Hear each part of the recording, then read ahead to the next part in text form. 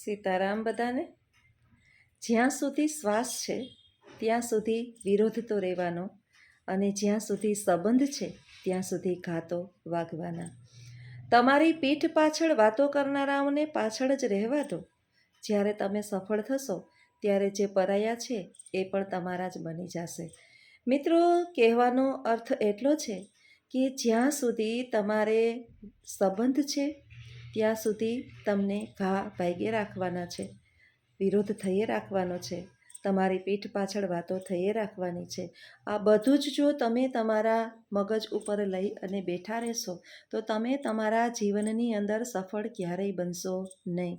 નિષ્ફળતાના ધજા પતાકા લઈ અને તમારે ચારે તરફ ફરવું પડશે. તમે જો તમારી પ્રગતિના પંથે વળવા માગતા હોય, સફળતાના ઊંચા શિખરો સર કરવા માગતા હોય, તો તમારે પહેલો જ વિરોધ જે છે એ તમે જ્યારે કોઈ પણ કાર્ય હાથ ધરશો એટલે તમારા પરિવારથી થશે. પરિવાર હશે ને તો વિરોધીઓ અનેક હશે. તમે કાંઈ પણ કાર્ય કરશો એનો વિરોધ, તમે કાંઈ પણ બોલશો એનો વિરોધ, તમે કાંઈ પણ તમારું મંતવ્ય જણાવશો એનો વિરોધ, તમે કાંઈ પણ નવું કરવા ધારશો એનો વિરોધ. કારણ કે જ્યાં જ્યાં તમે કાર્યની પ્રગતિ ચાલુ કરશો ત્યાં સૌથી પહેલાં વિરોધ આવશે. અને જો તમારે કાર્ય કરવું જ હોય તો તમારી અંદર વિરોધને સહન કરવાની શક્તિ પણ હોવી જ જોઈએ. જે માણસ કોઈનો વિરોધ સહન નથી કરી શકતું એ જીવનની અંદર શૂન્ય થઈને બેસી રહે છે. એટલે હવે નક્કી આપણે કરવાનું છે કે આપણે વિરોધ કરવા માટે, સહન કરવા માટે કેપેબલ બનવું છે કે એકને એક જગ્યાએ બેસી અને જેવા હતા એવું રહેવાનું છે. જ્યાં આપણા સગા સંબંધીઓ હોય ત્યાં આપણે ઘા વાગવાના જ છે.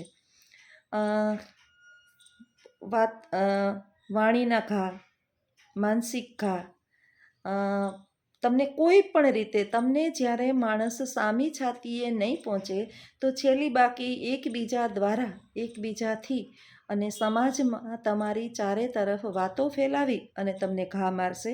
હવે એ ઘાને સાંભળી અને તમારા હૃદયને દુઃખી કરવું કે તમારે એ ઘાને સાંભળવા જ નહીં, અથવા તો સાંભળી અને મનની અંદર એક જગ્યાએ ખૂણે રાખી દેવા, આ બધું જ જે છે એ તમારા ઉપર નિર્ભર છે.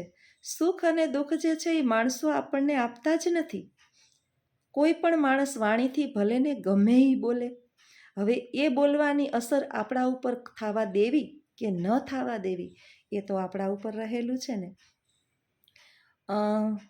દરેક જગ્યાએ જે છે ને, દરેક જગ્યાએ તમને તમારા વિચારોવાળા માણસો નહીં મળે, દરેક જગ્યાએ તમારા જેવા નહીં મળે, અને દરેક જગ્યાએ તમારા નહીં મળે. આ સમજી અને સમાજમાં ચાલીએ તો જીવનની અંદર દુઃખી થવાનો વારો ઓછો આવે. તમે વિચારતા હોય કે મેં આ જગત માટે આટલું બધું કર્યું, લોકો મારી સાથે આવું કેમ કરે છે? મેં તો આને લઈને ચડાવવા માટે આ કર્યું, આને જ્યારે ખરાબ પરિસ્થિતિ હતી ત્યારે મેં એને સપોર્ટ કર્યો, મેં જ્યારે એના જીવનની અંદર ઘણી બધી તકલીફો હતી ત્યારે હું એના સહારા રૂપે બની હતી, જ્યારે એને જરૂર હતી ત્યારે એ લોકો મારી આગળ પાછળ ફરતા હતા, હું એના માટે ભગવાન સ્વરૂપ હતો. અને અત્યારે આ લોકો મારી સાથે આવું વાણી અને વર્તનનો પ્રહાર કેમ કરે છે? મિત્રો, આ જગતની અંદર તમે જે છે ને કામ કરી અને ભૂલી જાઓ. બધું જ યાદ રાખવા માગશો તો તમારો મગજ જે છે કોઈ કોમ્પ્યુટર નથી કે એની અંદર બધી જ માહિતી તમે એકત્રિત કરી રાખો. મગજ બેન્ડ મારી જશે અને એક દિવસ એવો જાત આવશે કે તમે તમારી માનસિક સ્થિતિને ગુમાવી બેસશો અને પછી છે ને ગાંડા થઈ જશો. પાગલ થતાં બહુ વાર લાગતી નથી. ડૉક્ટરો એમ કહે છે કે તમારા નાના મગજની નસ જે છે, જેનાથી આપને બધું યાદ રહે છે, આપણું આખું શરીર જે છે જેના કંટ્રોલમાં છે, આપણી મનસ્થિતિ જેના કંટ્રોલની અંદર છે, એ એકદમ પતલા વાળ જેટલું એની બારીકાઈ હોય છે. હવે તમે આને સ્ટ્રેસ આપે જ રાખશો કે ફલાણાએ મને આમ કીધું, ઓલાએ મારી આવી વાત કરી, ઓલું મારી વિશે આવું કહેતો હતો, ઓલું મને આમ કહે છે. હવે ઓલું, આ ને આ તમારે એની સાથે કાંઈ લેવા દેવા નથી. શું કામ ભાઈ સાંભળો છો? જિંદગી તમારી છે, કેમ જીવવી એ તમારે નક્કી કરવાનું છે. લોકોની સલાહ કદાચ તમારાથી એવું ના થતું હોય કે મારે એને બંધ નથી કરાવવા, તો ભલે ને સલાહ દેવા આવે, કદાચ તમે એવું ઈચ્છતા હોય કે તમે બોલી નથી શકતા, તો સલાહ દે, હવે લેવી કે ના લેવી એ તો આપણા ઉપર ડિપેન્ડ છે ને. બીજું કે ઘણી વખત મેં એવું પણ સાંભળ્યું છે કે લોકો એમ કહે છે કે લોકો આવી વાતો કરે તેવી વાતો કરે. હવે માણસ છે ને વાતો એ જ કરે. કોઈએ કોઈ દિવસ બે ગાયો ભેગી થઈ અને એકબીજા વિશે ચર્ચા કરી, બે ભેંસો ભેગી થઈને ચર્ચા કરી, પશુ પક્ષીઓએ ચર્ચા કરી, જીવજંતુએ ચર્ચા કરી. આ કાર્ય જે છે ને ઈશ્વરે મનુષ્યને સોંપેલું છે. તમે જાણો છો કે દેવસભાની અંદર જ્યારે છે ને દેવસભાની ચર્ચાઓ ચાલતી હોય ને ત્યાં નારદ મુનિ આવી અને એક જગ્યાએથી વાત જે છે એ બીજી જગ્યાએ પહોંચાડતા. નારદ ઋષિનું કામ જે છે, નારદ ઋષિ હતા, એનું કામ જે છે એ વાત પહોંચાડવાનું હતું, ટપાલીનું કામ કરતા, પણ એ સારી વાતો પહોંચાડતા અને એકબીજાનો ધ્યેય સારો હતો. હવે આપણે જે છે એ ટપાલી ઘણા આપણા આસપાસ રખડતા હોય છે. ટપાલી એટલે જે અત્યારે પોસ્ટકાર્ડનું વિતરણ કરે છે ને એ તો બધાનું સારું કામ કરે છે, પરંતુ અત્યારના મફતનું કામ કરનારાઓ છે. તમે પૂછશો કે ના પૂછો, તમે એની સામે મળી ગયા આવા વ્યક્તિઓ સાથે એટલે તમને આખા ગામની બાયોડેટા એ કહેશે. હવે આવા વ્યક્તિઓની નાની નાની વાતોમાં આવી એની વાણી સાંભળી અને આપણા મહાન એવા આત્માને દુઃખી કરવું એ તો તમે તમારા ખુદ ઉપર અપરાધ કરો છો. તો મિત્રો સંભળી જાઓ, તમારી જાતને સંભાળી લ્યો. સામાન્ય માણસની વાણીના પ્રહારના ઘાથી, વિરોધથી, પાછળ પીઠ ઉપર વાતોથી કોઈ પણ પ્રકારના મનસ્થિતિને બગાડ્યા વિના બસ શાંતિથી વિચારો કે હે ઈશ્વર, મારા વાણીમાં, મારા વિવેકમાં, મારા વર્તનની અંદર હંમેશાને માટે વિનમ્રતા આવે. મારી વાણીથી પણ કોઈનું હું ખરાબ ના કરું એવી બુદ્ધિ આપજે અને આવા લોકોને સહન કરવાની મને શક્તિ આપજે. બસ મારા મગજ ઉપર કોઈ પણ પ્રકારની ખરાબ અસર ના થાય એવી શક્તિ પ્રભુ તું મને આપજે. એ 1000 હાથવાળા, હું તારી પ્રાર્થના કરું છું અને હું કેવી છું ને એ મારે દુનિયાને સાબિત કરવાની જરૂર નથી, સર્ટિફિકેટ આપવાની જરૂર નથી. બસ તું જાણે છે કે હું શું કરું છું. મારે તારા સિવાય કોઈ પાસે કાંઈ પણ કરવાની જરૂર નથી. અને છેલ્લે એટલી પ્રાર્થના આપણે કરીએ કે હે મારા 1000 હાથવાળા દ્વારકાધીશ, તમે જે પણ ઈષ્ટદેવને માનતા હોય કે મારું આ મસ્તક જે છે એ તારા સિવાય ક્યારેય કોઈ સામે ના નમે, આટલી મારી પ્રાર્થનાને સ્વીકારી લેજે. મિત્રો, તમારા મનને ખરેખર એટલી બધી શાંતિ મળશે કે તમે ગમે એટલી મુશ્કેલીની અંદર હશો, તમે મનથી થાકી ગયેલા હશો, ભાંગી ગયેલા હશો, કોઈના વાણીના પ્રહાર સાંભળી અને ક્યારેક તો તમને એમ થઈ ગયું હશે કે મરી જ જવું છે, આમાંથી તમને ખરેખર શાંતિ મળશે. આપણે કેવા છીએ ને મિત્રો એ આપણાથી વિશેષ કોણ જાણે છે, વિચારો. પછી આવા નવરા, નકામા, તુચ્છ, સામાન્ય, જેની બુદ્ધિ એના સિવાય ક્યાંય કામ જ નથી કરતી, એના માટે આપણે આપણા દિલને શું કામે દુખાવવું જોઈએ? તમારાથી અને તમારે શું કામે એના ઈશારે ચાલવું પણ જોઈએ? ઈશ્વરે આપણને બનાવ્યા છે અને આપણા જેવું બીજું કોઈ જ નથી બનાવ્યું. આપણે છીએ, આપણા જેવું બીજું કોઈ જ નથી. એમ સમજી વિચારી અને ઈશ્વરનો ઉપકાર માની અને ખરેખર જો તમે જીવન જીવતા શીખી જાઓ ને તો મિત્રો, આ પૃથ્વી પર જ સ્વર્ગ છે. હું આખો દિવસ બાના નરકાગ્રહ સાફ કરું ને છતાંય મને તો સ્વર્ગ લાગે છે. શું કામે? કારણ કે હું કોઈનું સાંભળતી નથી, હું કોઈનું માનતી નથી. ગમે એટલું મારા વિશે ખરાબ વાત કરે, હું મારા મન ઉપર એની અસર લઈ આવતી નથી.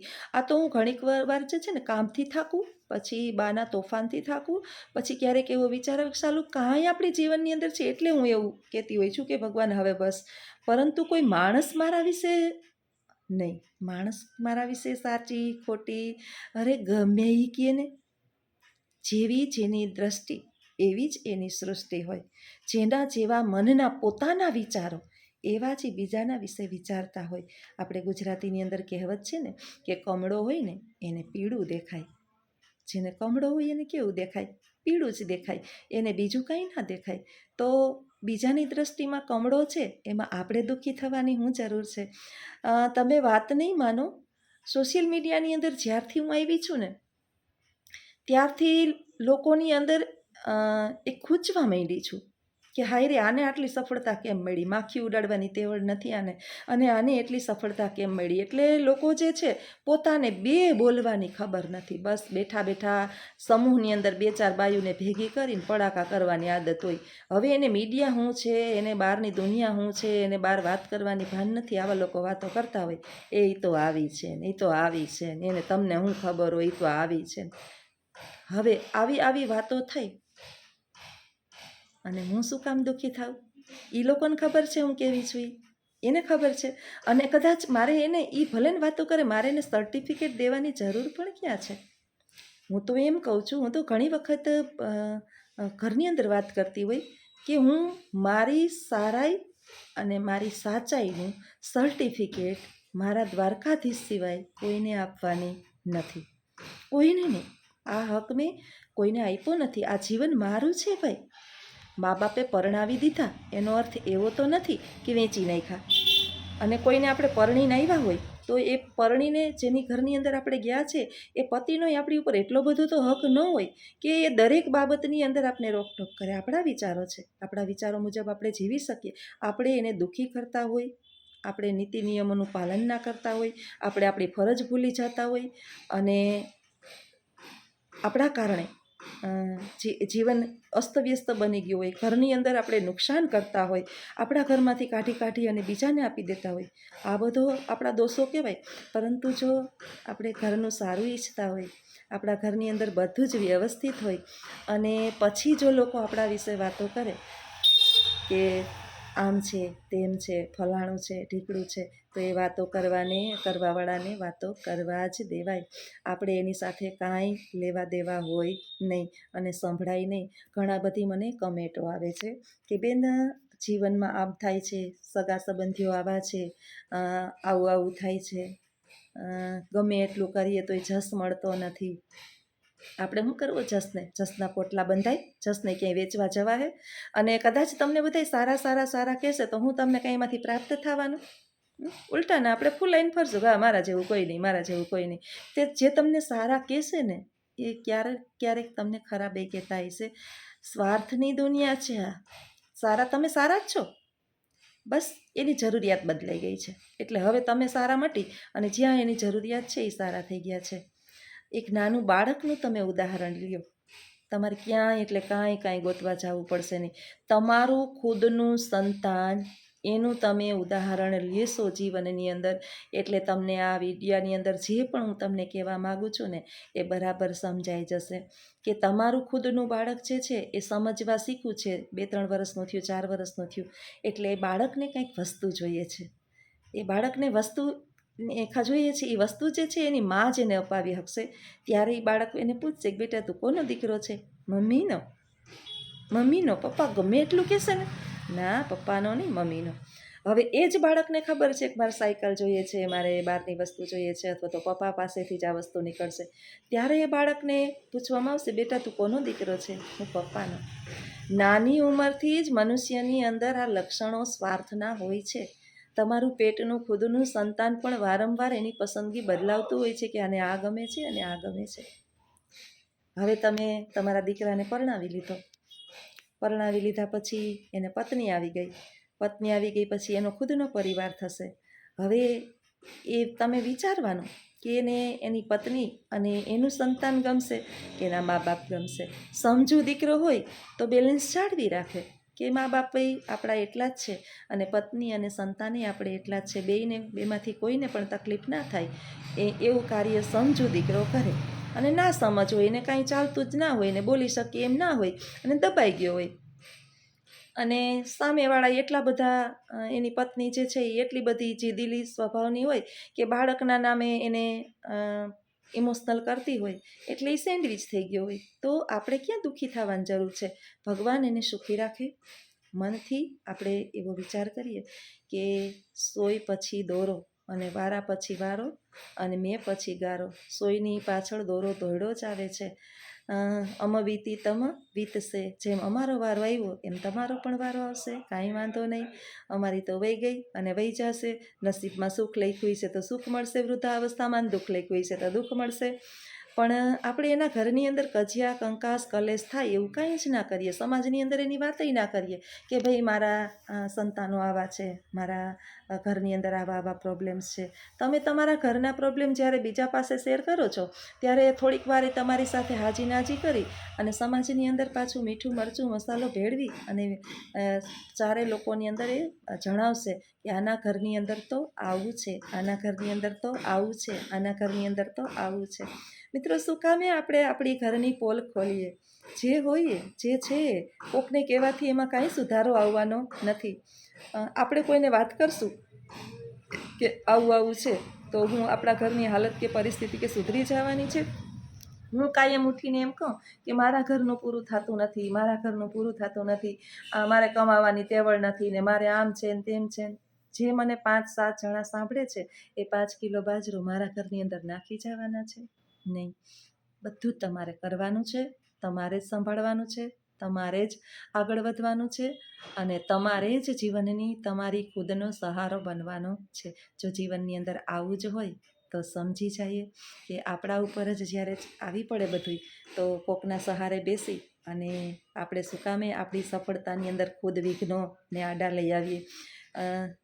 અંતની અંદર મારું કહેવાનું એટલું જ છે કે જ્યારે પણ તમને સમાજની અંદર વિરોધ હોય એ વિરોધ કરનારા ક્યારેય બહારના મળશે નહીં, ઘરના હોય.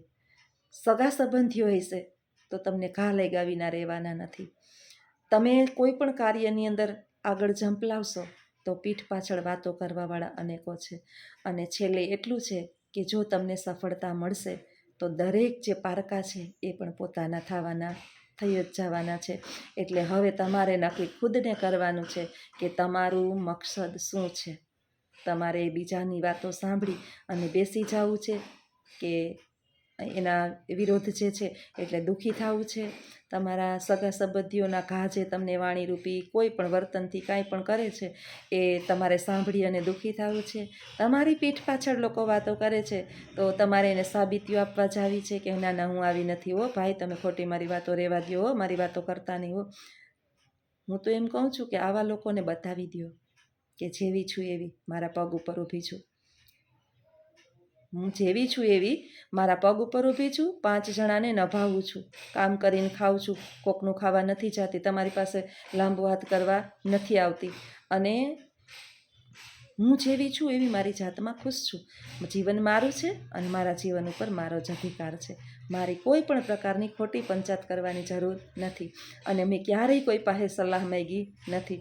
હા, હું જ્યારે માગું ને સલાહ ત્યારે મને આપજો અને વિશેષથી વિશેષ વધારેમાં વધારે મારી વાતો કરો.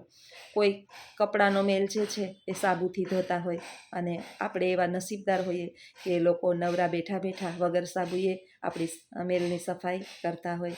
તો આવા જ મારા વિચારો સાથે જો તમને ગમતા હોય અને મારી જીવનની ખરેખર હું તમને જે જણાવું છું ને એ જ મારા ખુદના જીવનની શૈલી છે. હું આવી રીતે જીવું છું કારણ કે મારો પરિવાર તો ખૂબ મોટો છે, ખૂબ મોટો, અને એ મોટા પરિવારની અંદર મેં ઘણું બધું શીખ્યું છે, ખૂબ શીખવું છે અને છેલ્લે અંતની અંદર મેં એટલું નક્કી કરી લીધું છે કે જીવન મારું છે, મારી ઈચ્છા પ્રમાણે જ જીવીશ. આ દુનિયાની અંદર આ પૃથ્વી ઉપર મારા જીવન ઉપર કોઈનો અધિકાર નથી મારા સિવાય. એટલે ખોટી મારી પંચાત કરવી નહીં અને મને મારી રીતે જીવવા દેવું. મારી વાતો લોકો કરે છે એ તમારાથી જો ના સંભળાતી હોય તો તમારે તમારા કાનને બંધ કરી દેવા, તમારા કાનને બંધ કરી દેવા. જો મિત્રો તમે સાચા છો ને તો તમારે કોઈથી પૃથ્વી પર ડરવાની જરૂર નથી. તમે સાચા છો તો તમારે આ પૃથ્વી પર કોઈથી ડરવાની જરૂર નથી. એટલે નિડર, સાહસી અને પરાક્રમી બની અને જીવો મિત્રો. જીવવાની ખૂબ જ મજા આવશે અને એક વખત ચોક્કસ આ અનુભવ કરી અને જોજો અને પછી કમેન્ટ બોક્સની અંદર જણાવજો કે બેન સાચી વાત છે તમારી. અને જો મારા આવા જ વિચારો સાથેના તમને વિડીયોઝ ગમતા હોય તો ચોક્કસ અમારા વિડીયોને લાઇક, શેર અને સબસ્ક્રાઈબ કરજો અને કમેન્ટ બોક્સની અંદર ચોક્કસ જણાવજો. આવજો. સીતારામ.